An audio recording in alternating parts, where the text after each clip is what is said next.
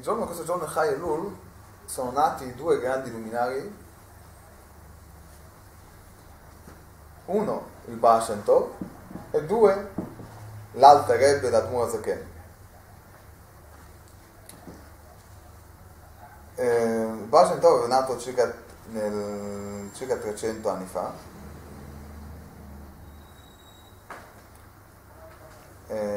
anno 458, anno ebraico, adesso siamo 670, 73.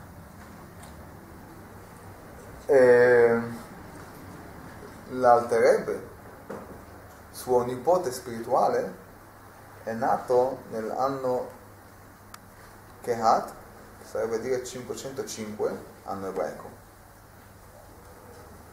per cui 275 anni fa.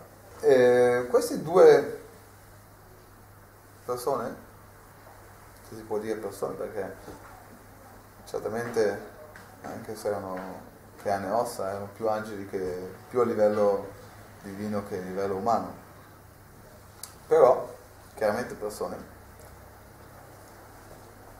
hanno rivoluzionato l'ebraismo in maniera molto forte. Prima del Baal Shem Tov, nell'ebraismo c'erano due classi sociali. C'era la classe dei studiosi, dei colti, che sapevano leggere, scrivere e studiare la Torah, e c'era la classe degli ignoranti, e quelli che magari non sapevano neanche leggere e scrivere, e chiaramente non sapevano studiare e capire legge divina e il resto della Torah. C'era un distacco tra queste due classi, e c'era il tempio dei studiosi e c'era il tempio dei semplici e così via. E questo distacco faceva sì che le persone colte diventavano più colte e le persone ignoranti diventavano più ignoranti. A parte questo, qui sembra che il problema sia solo le persone ignoranti, e c'è anche le persone colte. Se anche erano molto colte intellettualmente, il loro servizio divino è appunto un servizio divino morto, statico. La preghiera veniva fatta di fretta perché veniva concepita come una perdita di tempo rispetto alla possibilità di studiare Torah. La Torah veniva studiata perché alla fine è un grandissimo godimento, comprendere i concetti intellettuali profondi della Torah è un piacere. Noi vediamo anche delle persone che non sono religiose, sono laiche, possono essere dei scienziati, dei dottori che si occupano di una cosa, una ricerca, una cosa molto impegnativa, molto interessante, possono stare per 2 o 3 giorni in laboratorio senza mangiare, senza dormire, senza pensare a nulla, solo concentrarsi su questa cosa qui. Perché il godimento che uno ha dai concetti intellettuali è un godimento molto elevato. E ancora di più, quando questi concetti intellettuali sono semplici concetti intellettuali, sono concetti intellettuali della Torah, e ancora di più se questi sono concetti intellettuali della Torah, della parte interna della Torah, della Kabbalah, di concetti divini, che veramente questo è il massimo del godimento che una persona può avere in questo mondo. Se noi guardiamo un po' i diversi piaceri che ci sono, cioè sono i piaceri più bassi, mangiare, bere, dormire, che anche gli animali sono capaci. E chiaramente questo è un vantaggio dell'uomo. Poi c'è il piacere più elevato, è il piacere della musica, che anche se un animale può ascoltare la musica non può apprezzarla come un uomo. Poi c'è il piacere più elevato, che è il piacere intellettuale di comprendere una cosa, e poi c'è il piacere più elevato, il piacere intellettuale divino. E di lì può essere due livelli, c'è la parte interna della Torah, la parte esterna della Torah. La parte esterna della Torah, la parte più semplice,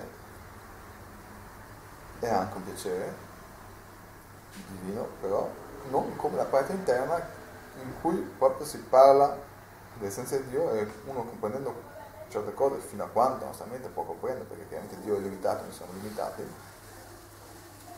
può avere un enorme piacere.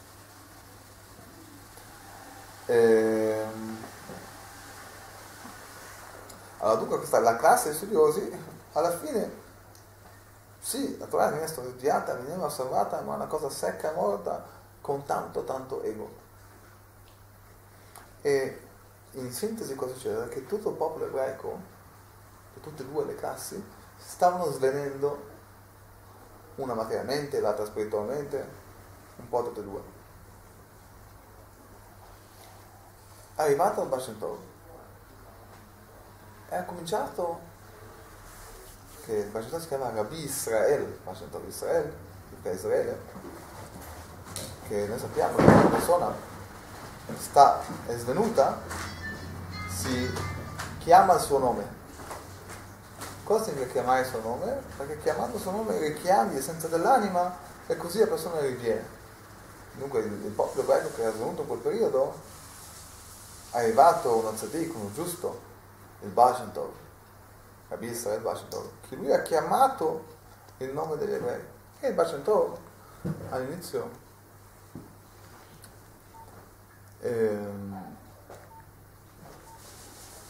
non una storia, però alcuni passi solo. Ha cominciato proprio con le persone semplici. Lui si vestiva anche da persona semplice, cioè magari c'erano l'abiti delle persone colte e gli abiti delle persone semplici.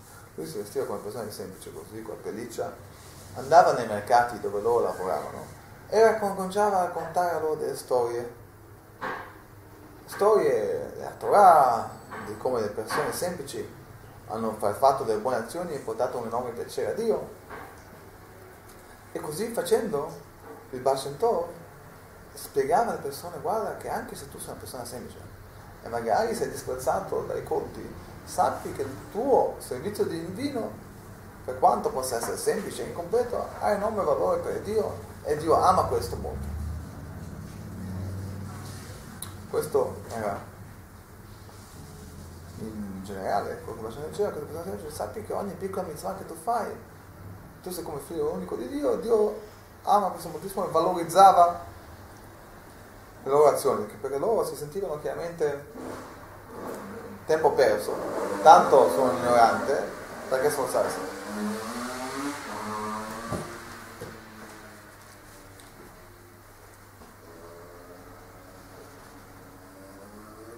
E poi pian pianino il Baal Shem Tov con il suo gruppo di alunni mandava degli alunni in tutte le varie città a insegnare a queste persone semplici, leggere, scrivere, pregare, la Torah e così via. Anche che chiaramente il Baal Shem Tov insegnava loro come comportarsi bene, come essere retti nel lavoro, di non fregare, di non imbogliare e così via. Questo un po' ha suscitato l'ira della classe colta, perché come adesso che le persone che erano semplici dicono un po', d'altro canto il Baal Shem Tov spiegava a questi ebrei che erano colti che servire a Dio così non va bene, manca l'anima, manca il cuore. Dio vuole il cuore, Dio vuole l'umiltà, Dio vuole che non solo studiamo la Torah, ma anche che uno prega e si sottomette a Dio, dice, chiede con tutto quello che ha bisogno di Dio, riconosce che Dio è l'Onnipotente.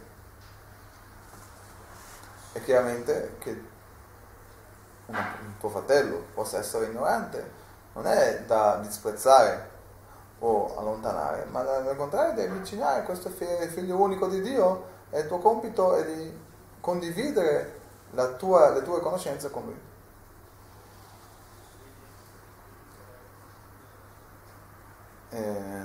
Questa è una cosa che è molto difficile, è una pillola amara per loro da ingoiare, e molti si sono opposti con forza al Baal Shem Tov all'inizio.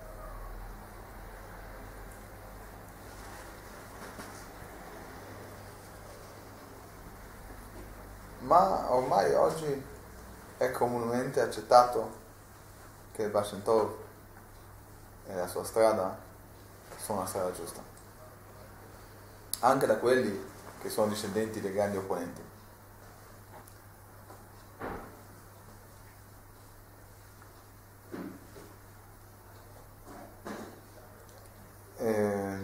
l'Alter Rebbe, che dopo il Baal Shem Tov c'era il Magid di Mezrich, e poi è venuto l'Alter Rebbe, che ha continuato questa rivoluzione del Hasidismo. L'Alter Rebbe cosa ha fatto?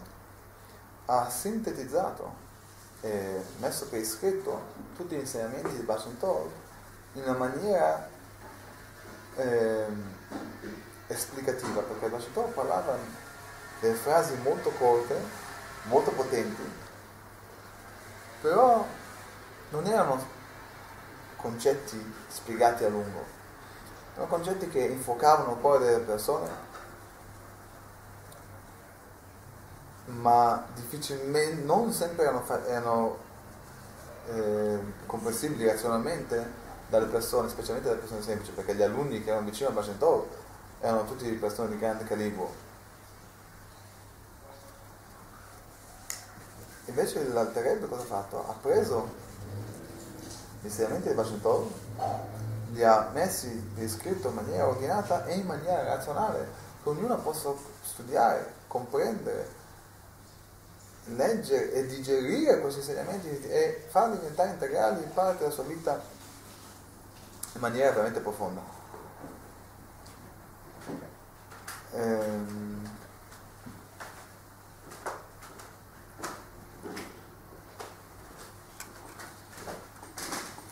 Chai Elul è il giorno della nascita di questi due grandi saggi, e da Chai Elul a Rosh Hashanah ci sono 12 giorni, da 18 al 30, 12 giorni.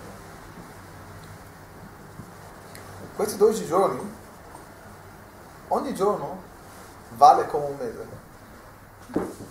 Sarebbe dire che ognuno di questi giorni noi possiamo riparare quello che abbiamo fatto nei 12 mesi precedenti.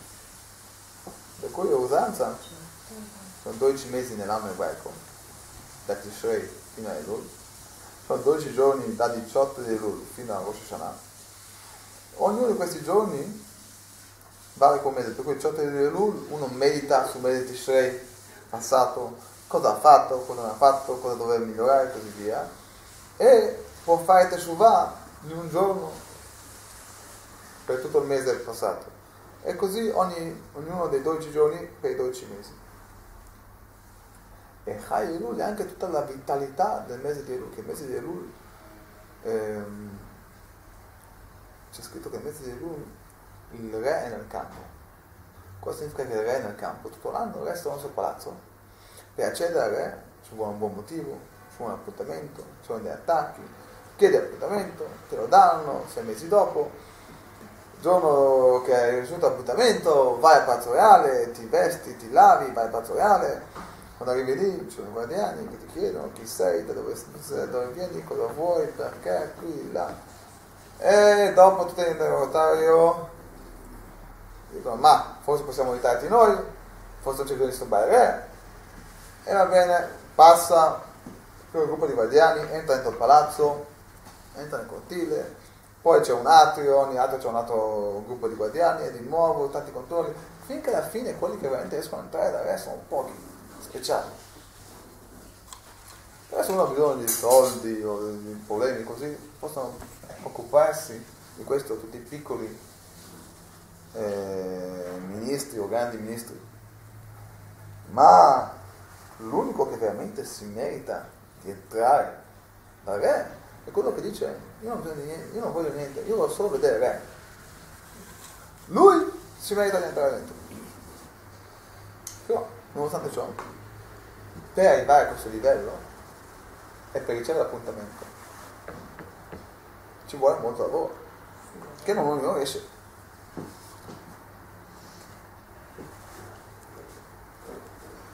Anche molte persone che entrano al Palazzo Reale vengono sbalordite da tutte le meraviglie che si trovano nel Palazzo Reale, che si dimenticano del re.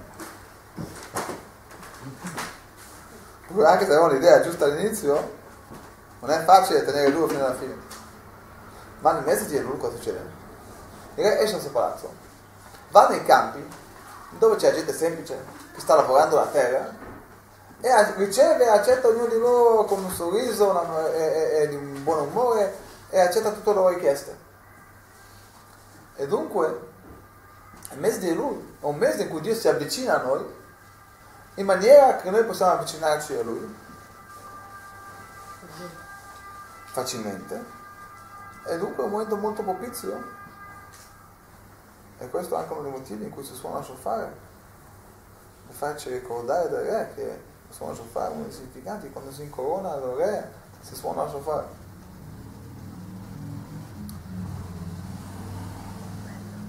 E dunque Chai Elul, che è proprio la vitalità del mese di Elul, e Chai significa vivo, è un giorno molto speciale che ci dà la forza con gli insegnamenti del Baal Shem Tov, con gli insegnamenti della Chassidut, di non essere statici, di valutare noi stessi correttamente e ricordarci che il Re è accanto a noi, uno, comportarsi bene davanti al Re, due, sfruttare l'occasione per avvicinarci a Lui e fare la sua volontà. Dunque, l'Chaim, ognuno di noi, ognuno di voi, che veramente sfruttiamo il mese di Elul per avvicinarci a Dio in maniera concreta. Amen. Come sentiamo, we want Mashiach now, noi vogliamo Mashiach adesso tramite il nostro sforzi. E quando noi tramite i nostri sforzi che vogliamo avvicinarci a Dio, Dio vede i nostri sforzi sinceri, ci manderà subito il Mashiach, il vero Messia, che Lui porterà una vera pace globale al mondo, una vera sapienza a tutto il mondo. Amen.